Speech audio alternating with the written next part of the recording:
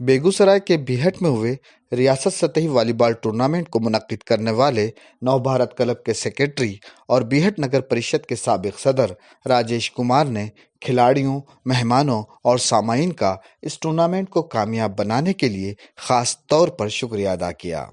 इस मौके पर एनएन न्यूज नुमाइंदे मोहम्मद आसिफ ओवैस ने राजेश कुमार से खुसूसी गुफ्तगू की। पेश है इसी बातचीत के कुछ हिस्से।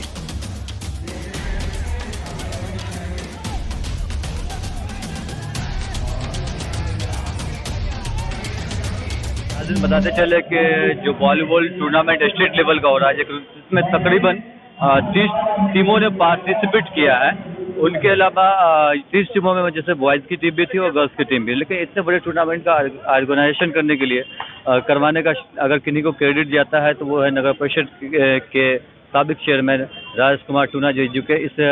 प्रोग्राम का सचिव भी हैं। आइए हम उनसे बात करते हैं इस टूर्नामेंट से मुताल्लिक। सर, सबसे पहले जो इतना बड़ा टूर्नामेंट आपने शानदार करवाया, उसके लिए मैं आपको मुबारकबाद देता हूँ, जो कि बेहतरीन तरीके से हुआ है। सबसे पहले मैं आपको धन्यवाद देता हूँ कि आपने इस टूर्नामेंट का कवरेज करने के लिए इस क्लब के मैदान में पहुँचे हैं, इसके लिए बहुत बहुत धन्यवाद। निश्चित तौर पर ये जो आयोजन था ये बहुत ही बड़ा आयोजन था। नव भारत क्लब बीहट की ओर से मतलब प्रायोजित आयोजन था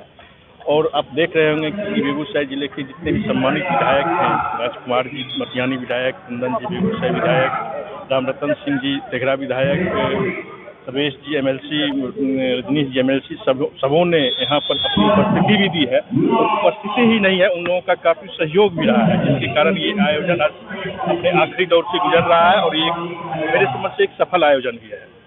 सर, दर्शक इतनी तादाद में है तो दर्शक को यहाँ के और आए हुए खुसूसी मेहमान जो गेस्ट जो हैं उनके बारे में कुछ नहीं, देखिए बीहट ऐसे भी जिला में खेलों के प्रति बीहट में जो रुझान है दर्शकों का, वो कोई किसी प्रकार का टूर्नामेंट होता है, चाहे कबड्डी हो, वॉलीबॉल हो, क्रिकेट, तो पर्याप्त मात्रा में दर्शक आते हैं और उन लोगों का सहयोग भी रहता है। और आज मुझे सबसे ज़्यादा खुशी है कि हमारे जिले के सभी सम्मानित विधायक इस मैच को देखने आए हैं और सारे के सारे विधायक स्टेज पर इस मैच का आनंद भी ले रहे हैं। सर, जो बच्चियाँ जो इतनी दूर से चलकर आई हैं, मतलब कई अदर स्टेट से, जैसे न्यू जलपाईगुड़ी से, फिर भागलपुर छपरा से, तो उन लोगों के लिए कुछ कहना चाहेंगे आप? नहीं, सबसे पहले तो मैं जितनी टीमें पार्टिसिपेट की है, 30 टीमें तो जिले की थी, 4 टीमें बाहर से आई, 2 महिला टीम भी बाहर से आई। तो सबसे पहले जो मेहमान टीम है उन्होंने जो यहाँ पर अपनी उपस्थिति दी या पार्टिसिपेट की, इसके लिए हम उनको धन्यवाद देते हैं और आयोजक मंडल को भी धन्यवाद देते हैं। केवल एक सचिव से ये आयोजन नहीं चल सकता है, तो इसके आयोजक मंडल में भी जितने भी हम लोग हैं, सब लोगों ने जो है सो खिलाड़ियों का जो है सो के प्रति ध्यान देते हुए उनके रहने का व्यवस्था, खाने का व्यवस्था, सारी व्यवस्था प्रशासनिक तौर पर पुलिस की व्यवस्था की गई है और सारे खिलाड़ी यहाँ के माहौल को देख के बहुत ही उत्साहित हैं और खेल के जो इस राज्य स्तरीय खेल का आयोजन हुआ है उसको ये बिहार का मतलब एक द्वितीय खेल अभी तक मान रहे हैं। सर, एक आज के दिन में पढ़ाई के साथ साथ सर स्पोर्ट्स कितना जरूरी है, स्पोर्ट्स की अहमियत कितनी है सर? सीधी सी बात है, आप अगर इसको थोड़ा राजनीतिक पहलू से देखें तो आज पॉलिटिक्स में भी बेरोजगारी एक अहम मुद्दा बनी हुई है और खेल के माध्यम से विगत 3-4 महीना पहले कबड्डी के खिलाड़ियों में 8 खिलाड़ियों को जॉब मिला है। तो बच्चे पढ़ भी रहे हैं, साथ साथ खेल भी रहे हैं और खेल में अपार संभावनाएं हैं रोजगार का,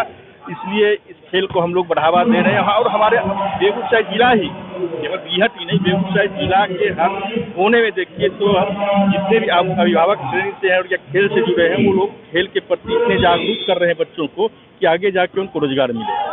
लड़कियां खेल में आजकल हम भी देख रहे हैं, चाहे कबड्डी हो, फुटबॉल हो, वॉलीबॉल हो, लड़कियां बढ़ चढ़ कर भाग ले रही है। अब पड़ोस में ही बरौनी देख जाइए, बरौनी में एक खेल गाँव है जहाँ लड़कियों की एक कबड्डी का जो टीम है वो राष्ट्रीय स्तर पर कबड्डी खेलने लड़कियां जाती है। तो लड़कियां दिन प्रतिदिन खेल के प्रति लड़कियों का भी रुझान बढ़ता जा रहा है। जी सर, शुक्रिया सर, धन्यवाद।